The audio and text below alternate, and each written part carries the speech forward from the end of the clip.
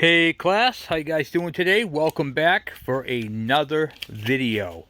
So my name is Kevin and we are going to get into it today. We got some information for today.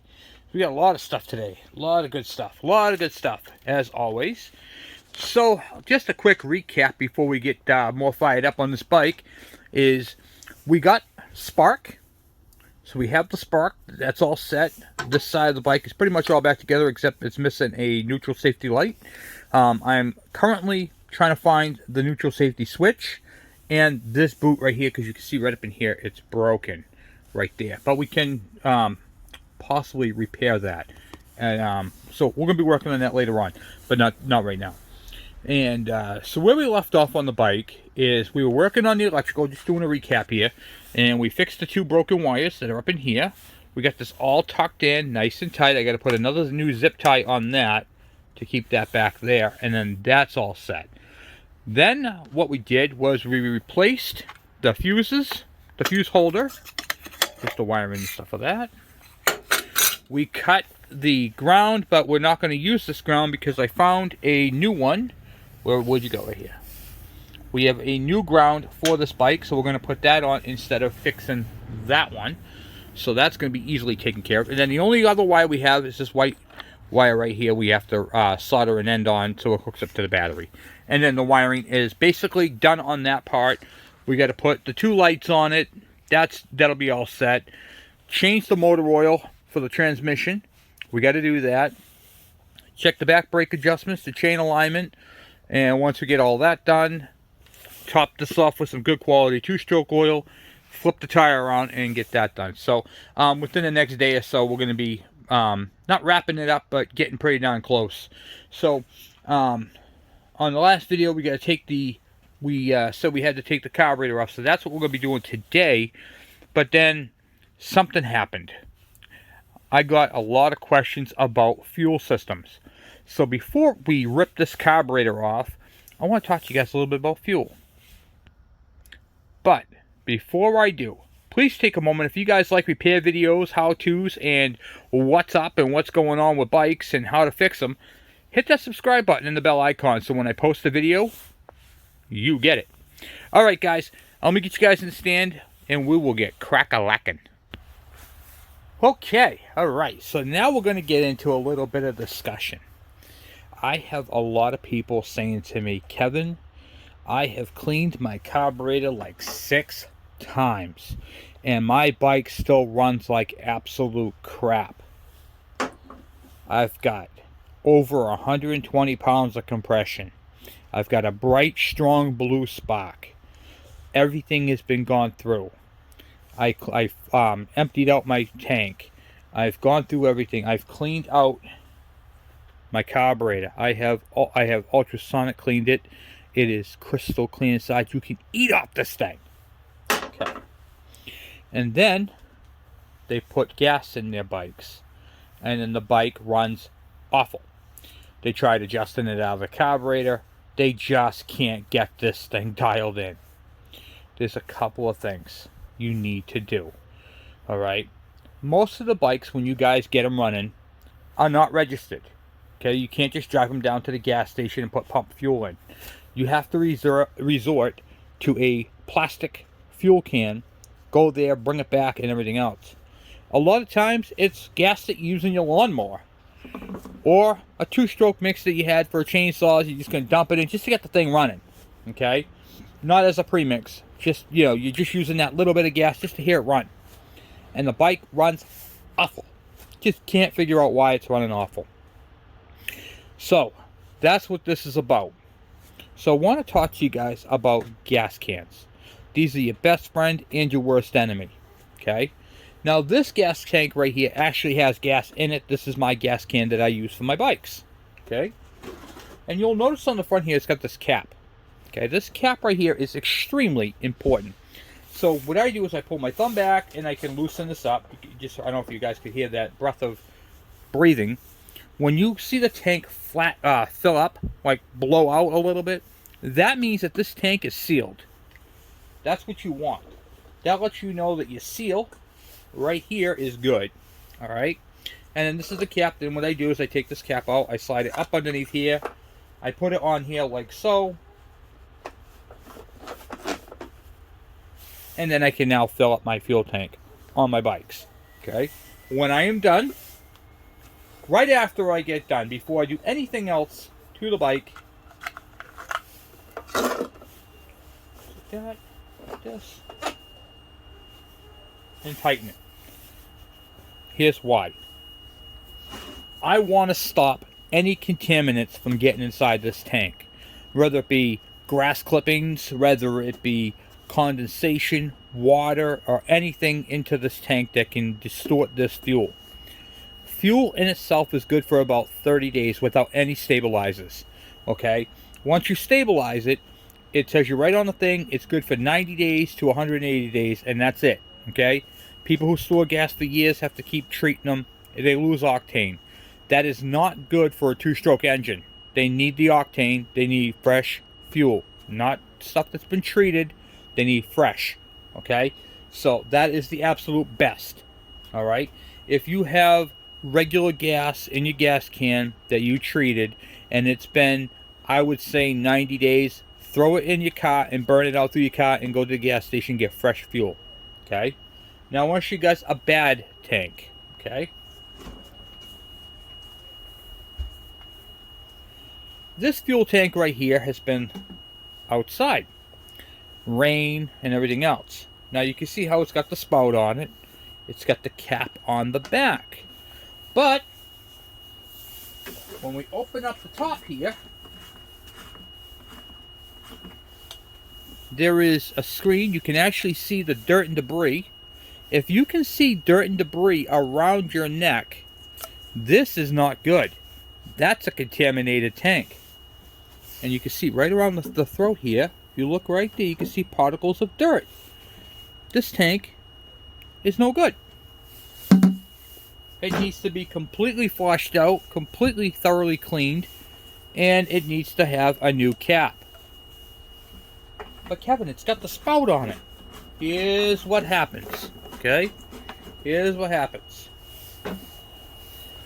If you don't have gas stored in a sealed container, it's going to go bad faster. So 30 days, probably be 20 days, okay? Now, if it rains out, rain can get in there. If it snows out, snow can get in there, if you leave it outside, of course. If you're cutting your grass and this is out beside the shed, grass clippings and dirt and debris can get in there. If it's sitting beside your shed, water coming off the roof can put dirt inside there, or shingle parts and stuff like that. Okay? Always use a thoroughly cleaned gas can with fresh fuel. It doesn't matter if you take this to the gas. If this is empty, okay, there's nothing in it. I see a little bit of debris. That's not going to bother it. I'll go to the gas station and get some gas in this can and bring it back and just dump it in and it'll be fine. No, it's not fine. Because typically what happens is you get condensation, which is water, on the side walls of your tanks. Okay? Then, when the temperature changes, that water comes off the sidewall and into your fuel, which doesn't mix. Now you're taking that fuel with water condensation in it and you're dumping it into your tank. This is a big no-no. So, to check and see if your bike is a victim of condensation or water debris in your tank, here's what you need. Okay? You need a clear glass jar like this. It's going to be clean. It can't have any water in it. It needs to be wiped dry with a paper rag. Make sure there's no water in it at all. Okay, and it's a sealed container as well. This is one of my best tools that I have. Okay, and I use this an absolute lot. This is one of my favorite tools to have, and I'll tell you, I couldn't do half of what I do without, because this right here solves a lot of mysteries. I got this jar at my local market. I had some potatoes the other day, and I just got some Heinz Homestyle gravy. Okay, this is the label from this. I peel it off, throw it away, and now I got myself a nice jar. Okay, now here's what you do.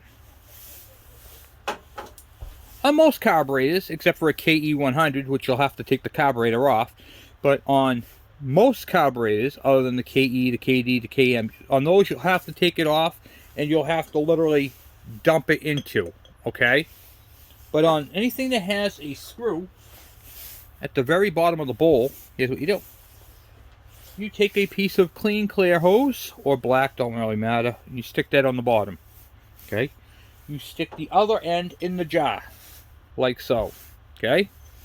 When the thing is in the jar, now you take your screwdriver and you crack open that right there, and the fuel that's inside the bowl is going to travel down the hose and go into the jar.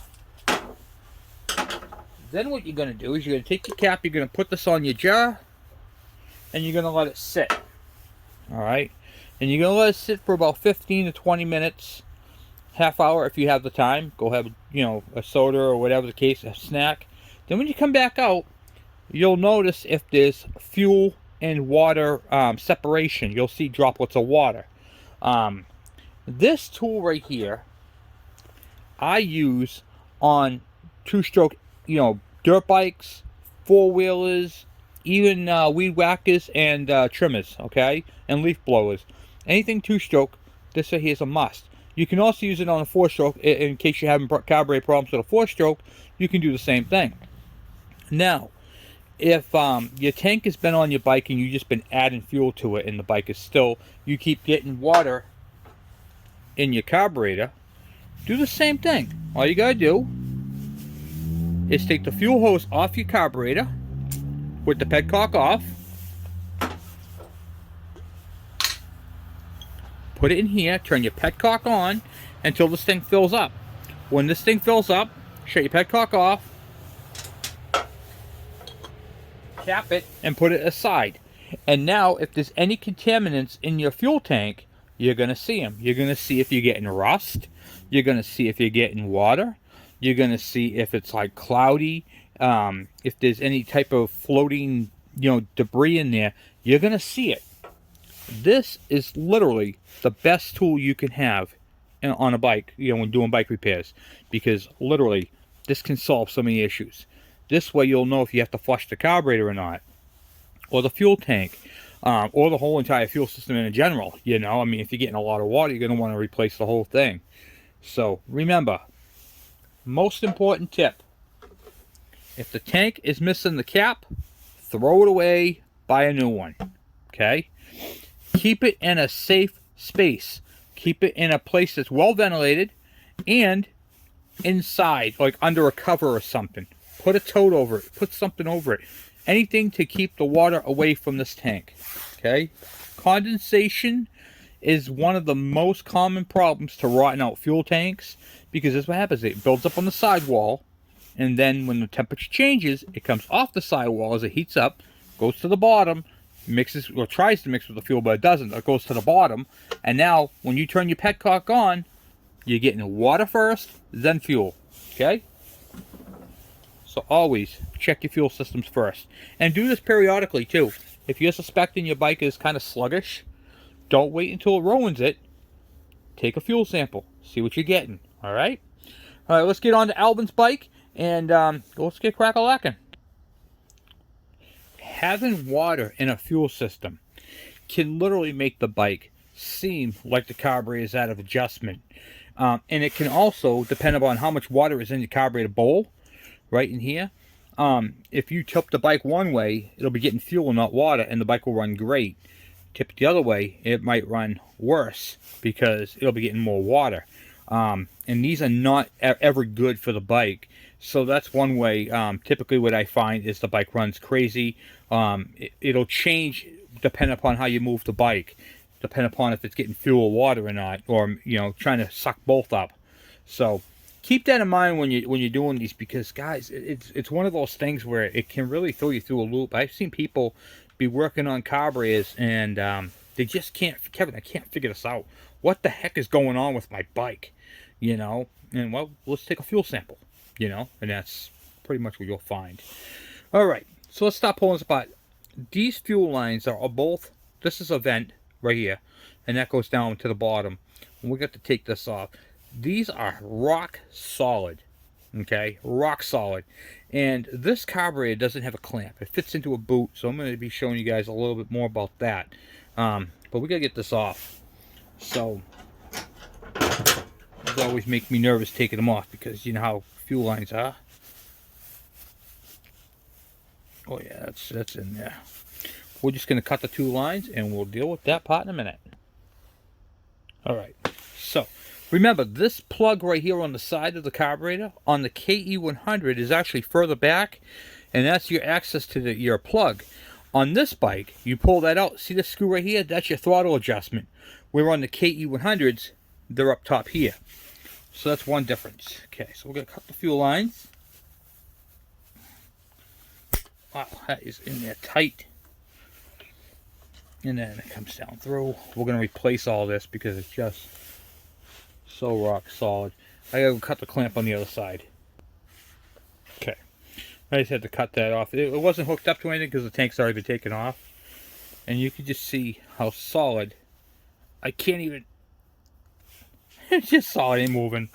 Alright, cool. We're going to do the same thing with this one here. Oh yeah, that just...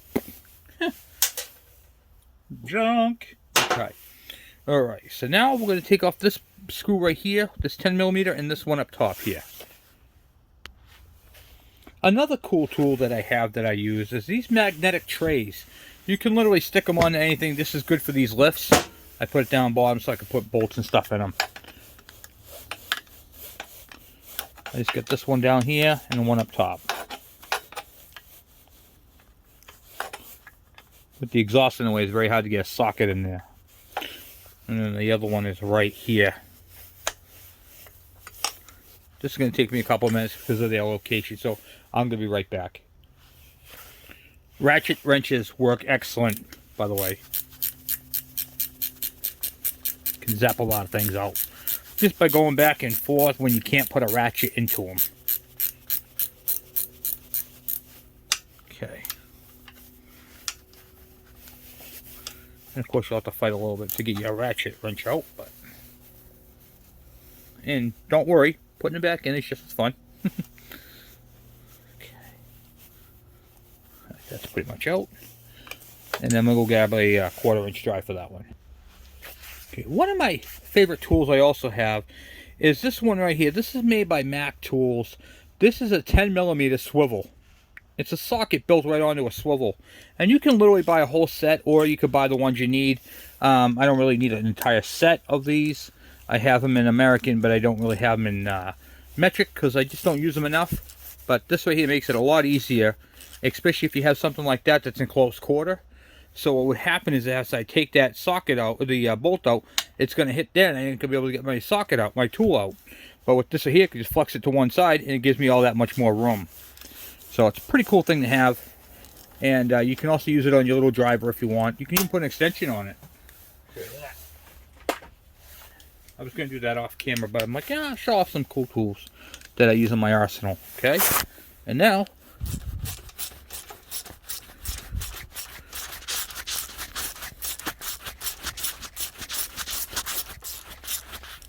And you don't have to get this through Mac or Macco or Snap-on. You can get these in Craftsman.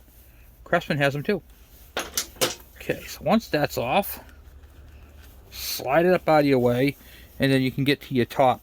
This carburetor is not held in with a clamp. Your clamp is literally right here, this rubber piece. So you want to make sure you're taking care of it when you're taking it apart. And then you'll be able to take your carburetor out. So to get the carburetor out, we're going to put a flathead screwdriver right in back of it a little bit. And I'll show you a point that I use. So on the side of the carburetor is this little piece right here sticking out. I stick this right in here, and then you can pry it out a little bit that way. Alright? So I need both hands for this. Just like so. That's it. And it just pops out of the boot. Here's your boot right here. And then you get your carburetor, your slide, and all that type of stuff. Alright, so now to get this carburetor undone, because this has a remote cable, we have to undo this. This is your choke for your choke cable setup.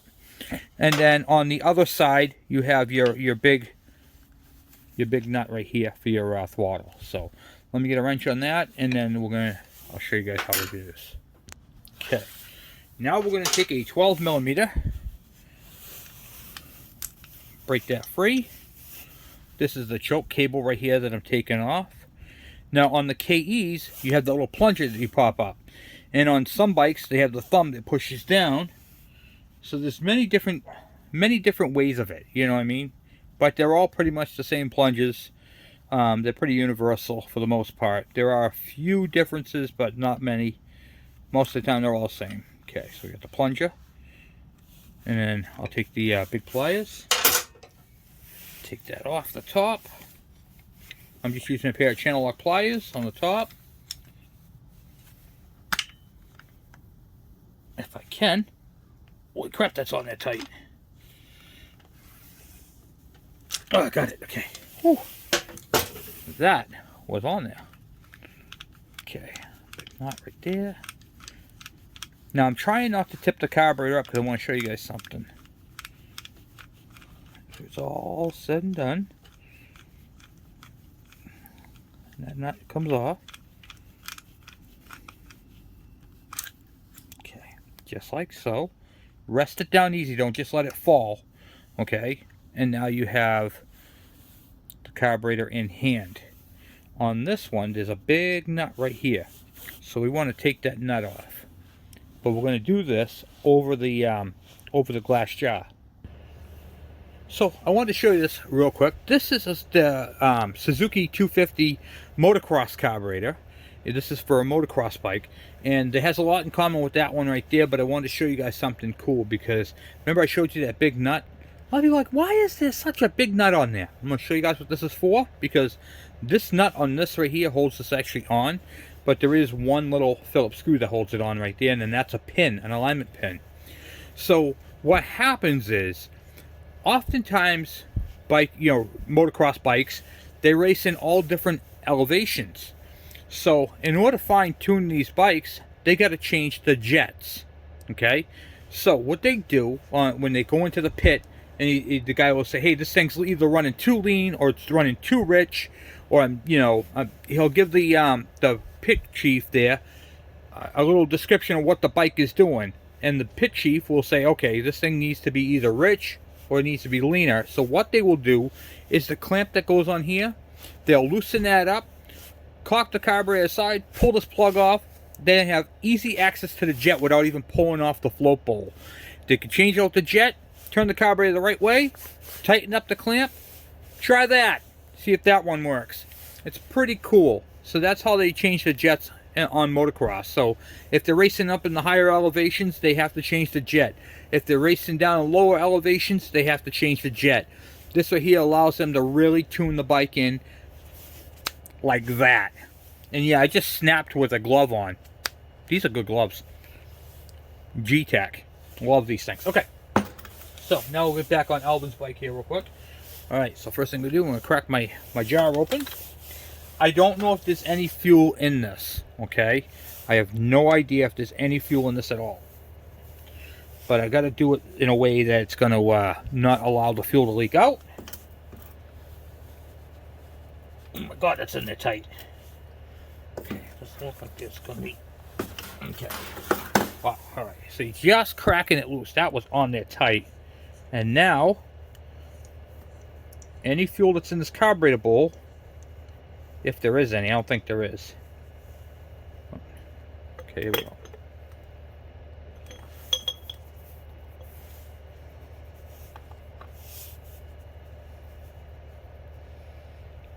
Okay.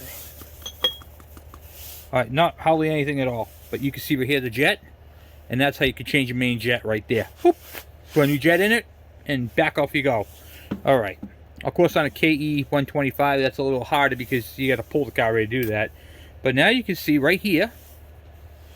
Hold on, I'm going to blow you guys up for a second. You're going to love this, guys. You're going to love this. This is why I do this channel. Okay? You can see. See those little droplets of water? Right there. That carburetor needs a full cleaning. Now, we weren't able to get a lot of fuel out of this carburetor, but we got enough to see what's going on with it. Okay, you can see how it's all cloudy in there. I don't know if I can blow it up anymore. That right there is exactly what contaminated fuel looks like. A contaminated carburetor right there. So, that is not good at all. See how cloudy it is. I just wanted you guys to actually see what it's like and how to properly do that, because a fuel sample, now I know that I got to clean out the entire fuel tank. I got to clean the carburetor completely. It's going to go in the ultrasonic cleaner. We're going to have to strip the whole carburetor down and go piece by piece. So, well, what are we waiting for? Let me go get a rag and we will get crack-a-lacking. I'm going to make professionals out of all of you guys. I'm using my handy dandy, yes, pizza box from Domino's Pizza. I am not affiliated with Domino's, but after eating a delicious Domino's pizza, which is one of my favorite pizzas in the entire world, so if you guys want to give me a gift certificate, by all means, make it to Domino's Pizza. I love Domino's. In fact, I actually got to tell you guys a little quick story about the pizza. I ordered a pizza run on their app. It took over an hour, and I'm like, where the heck is this pizza? So I called back up, and the woman was super nice. She's like, I will remake your pizza, your whole order. And I told her I'd come down and pick it up. And she goes, and I'm going to refund you your whole entire your meal. So they are super awesome, and they stand by their pizzas. And that, my friends, is a great place to do business with. And it was super delicious. All right, so anyway, what I'm going to do is pull this all apart. Let me grab one of my little trays here, because I want to put the screws and stuff in it. I don't want it just kind of bouncing around the bench here. Okay. All right. Professionalism at its finest, right, guys? I'm really glad this thing has some contaminated fuel in it to show you guys. That's awesome. And it looks like they pre-mixed it in the tank. You can really see the water in it now. The two droplets of water combined. See that? It's awesome. And like I said, put your cap on it so no other contaminants can get into it while it's sitting there, you know. You always want to make sure you put your lids on. If this thing falls over, now you're not going to have fuel all over your work area. It makes your time go by a little quicker. You don't have to stop and clean, you know.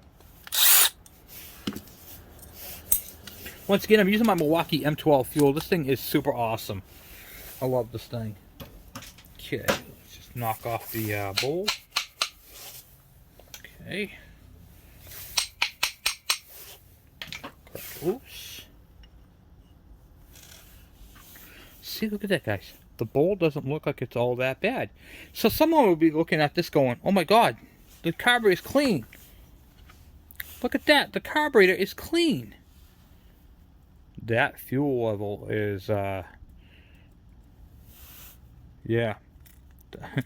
I don't know how fuel is going to get into that tank. Look at that. It's all the way down. Okay, so we clearly have our problem with our fuel valve stuck up inside there. See, this thing right here is all the way down, and the fuel valve is already in. And all I'm compressing is the spring part. I'll show you guys that after on the thing. So there's no way this right here is going to run with that the way it is. We are going to clean it anyway. You can see the water dripping down right there. So there's clearly some water in this thing. We'll have to flush out. All right. So, what I'm going to do is I'm going to use this. See if I can't get that to walk off.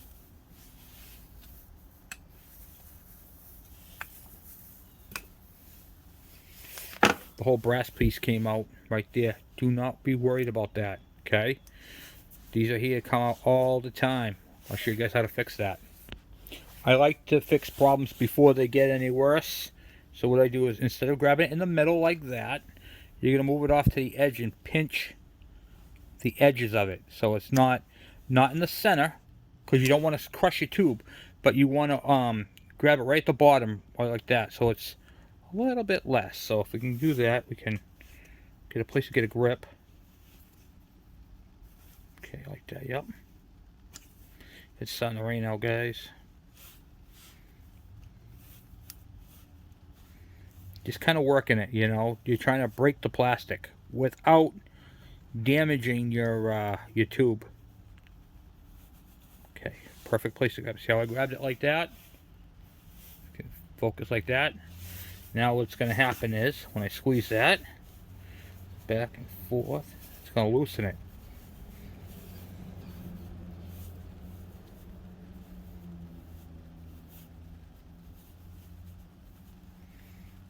just like that. All you gotta do is keep working it. It's gonna be tough. You're gonna have to do it a few times, only because that the fuel line is literally stuck to it. But you don't wanna, what do you call it there? Hurt that tube. Okay. So I'm just peeling it back. Just grabbing the plastic. It's just it's so deteriorated. It's not even funny.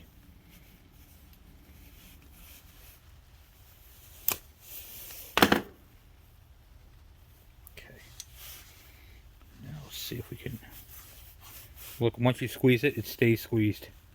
It doesn't spring back like it should. Okay, then we'll go like that. It's already loose. Then we'll push up to the front, just like so. Okay. Now all you gotta do, put it back into the carb. Use the flat end of your screwdriver.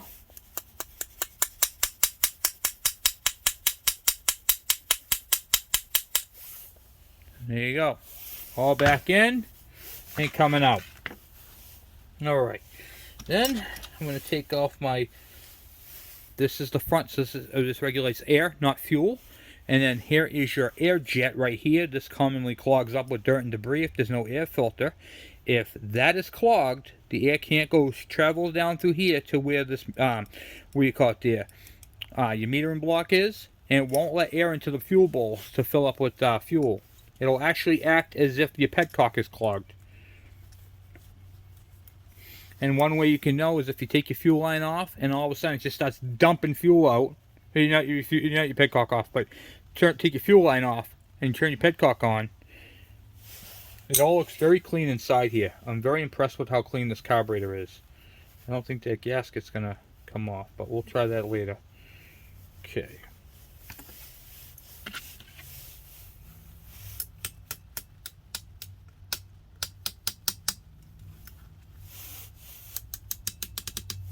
You want to do gentle taps because you can easily break these ears off. Okay? Couple things you can use is a nail. I'll show you guys a little nail trick. I'm trying to use tools that you might have kicking around your house. And you can use a nail. Don't want to go hard. You want to just use your screwdriver because you don't want to hammer because you don't want to break it. You just want to go gentle. So you just take it and lightly tap on it. Let the weight of the pliers do the work. And then you'll see it'll come out the bottom. Like so. And then you can pull that out. If you can't, there you go, like that. There's my float. There's my needle right there. And what this right here was stuck up inside there. It wasn't stuck, it was actually, it moves freely, but even with the float all the way down, it wouldn't go. And then here's what was happening. See this piece right here? The pushy part? That right there is what was, that was the only part that was moving. So the float is way out of adjustment. There was no way that was going to run. Okay. Take the pin out. I'm not going to worry about the gasket. I'm just going to leave the gasket in there. And I'm going to do my light test. Remember the flashlight test? I'm going to flash a light through here and see if I can see light through my main and my pilot. Let me go grab a flashlight.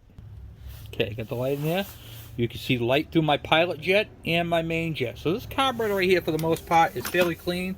I'm going to go over it one more time. I'm not going to probably ultrasonic clean it because everything is brass. It's really clean. I'm going to spray clean it. And then go through, you know, spray all the ins and outs of it.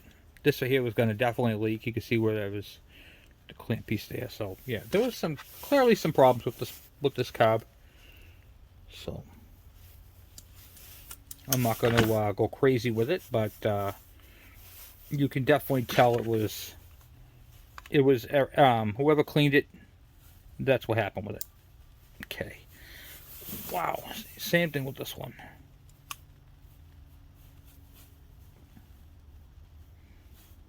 This fuel line that they're using on here is just terrible. It's like plastic tubing. It's not even fuel line.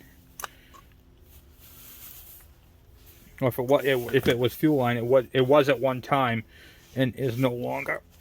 My God! Wow. Okay, get that clamp off there. We're not going to use that style clamp. Okay.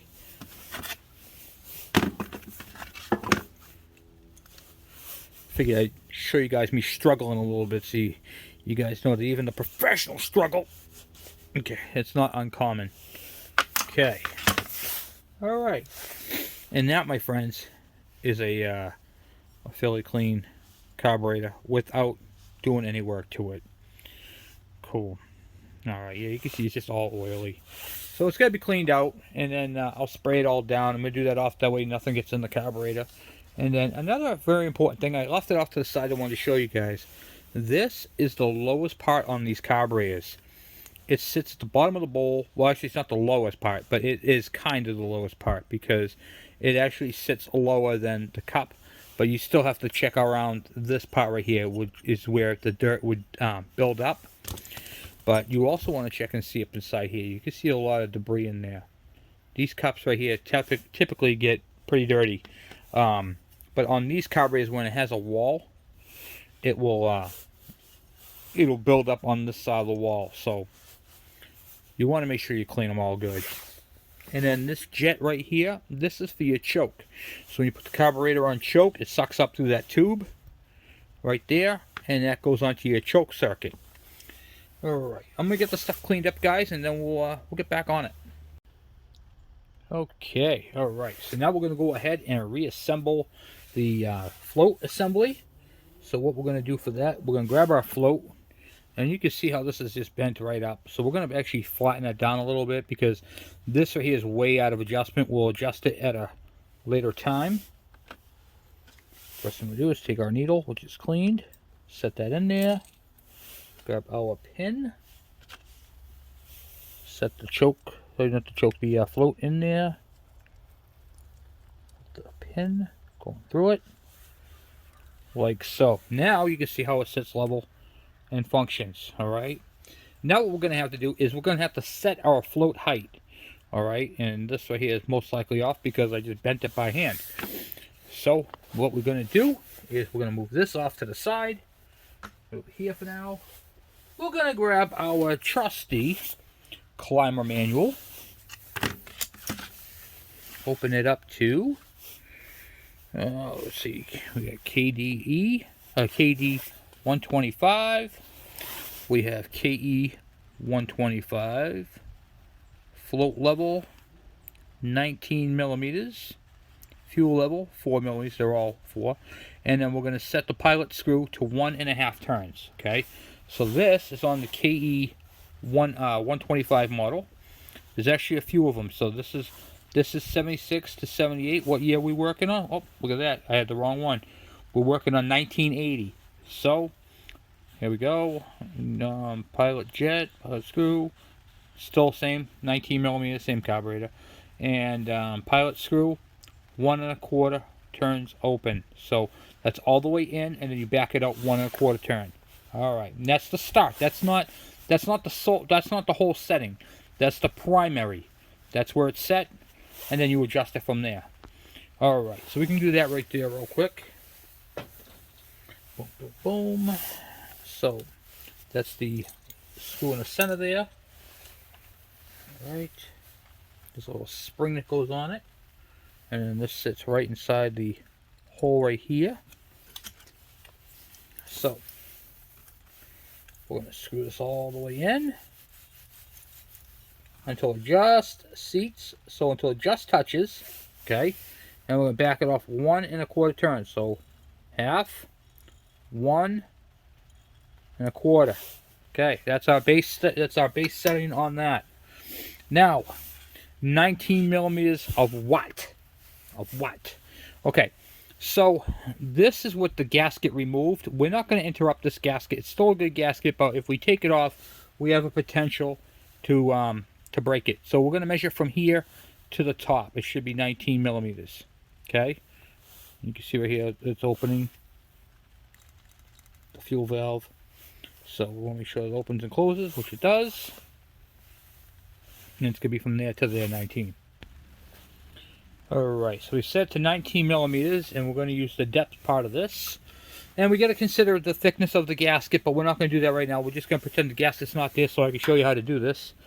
Alright, so with your meter set to 19 millimeters, you're going to put this right on here, and you can see how the float is off.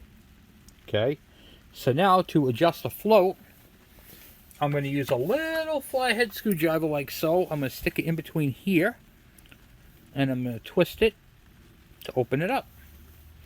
So what I'm doing is I'm expanding that gap where it touches So if you can see right up in here, I expanded that gap. So I take the screwdriver, I stick the screwdriver in here, I lift it off of the needle, because you don't want to put the pressure on the needle. Lift it up and then bend it out a little bit.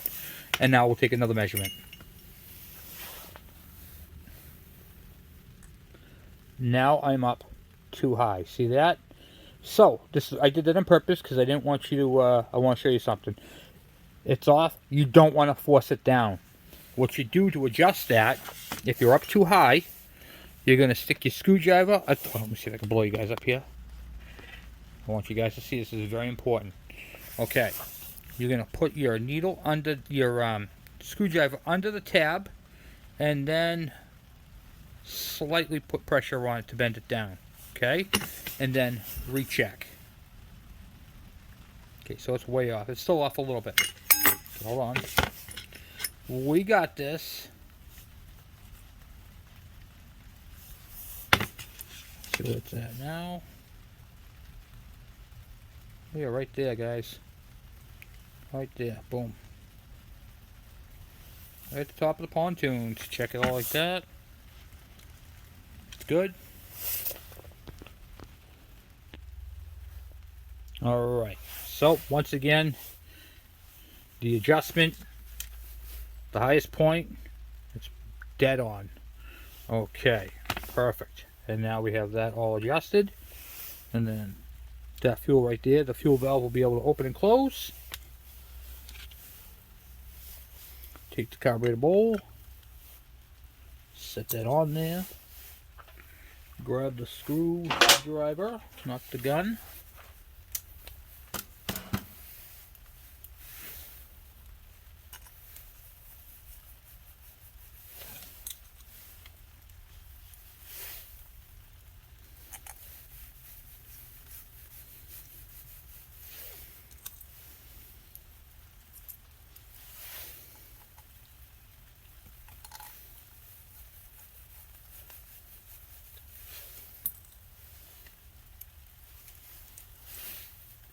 You don't want to start these with a gun, I'll tell you that. Because if you use the screw gun, it'll literally, if they strip out, they'll be terrible. Okay, now, once you get it like this, you can, you know. And turn your gun down. Don't have it all the way up at 3. Have it at 2. You know.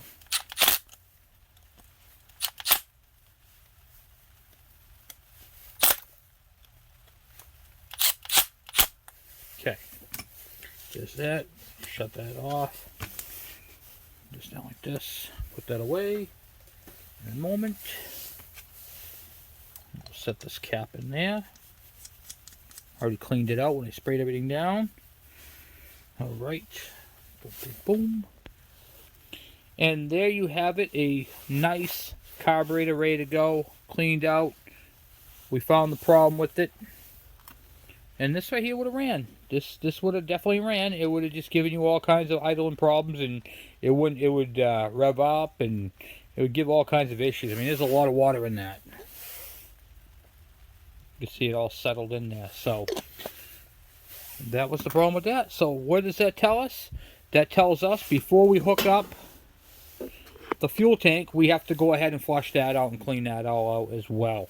So we're going to go right through the entire thing. We're going to flush it out, we did the carb, we're going to do the tank, and that's it. But to run this bike, we're going to use a supplemental fuel system. So we'll be doing that next time.